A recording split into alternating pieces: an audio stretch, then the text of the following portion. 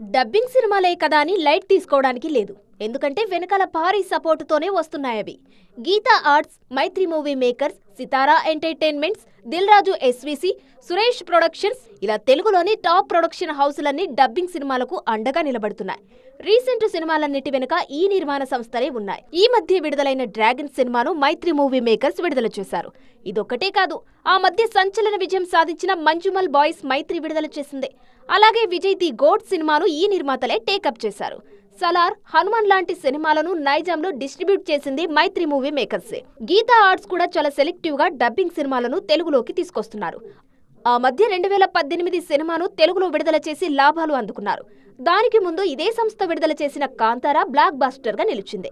ఇక మార్చి 7న చావా సినిమాను తెలుగులో డిస్ట్రిబ్యూట్ చేయబోతున్నారు గీతా ఆర్ట్స్. సితారా ఎంటర్టైన్మెంట్స్ కూడా ఆ మధ్య లియో సినిమాను తెలుగులో డిస్ట్రిబ్యూట్ చేశారు. తాజాగా సూర్య, కార్తీక్ సుబ్బరాజ్ కాంబోలో వస్తున్న రెట్రో సినిమాను తెలుగులో విడుదల చేయనున్నారు. మే 1న రానుంది రెట్రో. నితిన్ కూడా గత 2 ఏళ్లలో అమరన్, విక్రమ్ లాంటి సెన్సేషనల్ సినిమాలను తెలుగులో డిస్ట్రిబ్యూట్ చేశారు. మొత్తానికి అనువాద సినిమాలకు మన నిర్మాతలు అన్ని విధాలా అనుకూలంగా ఉంటున్నారు.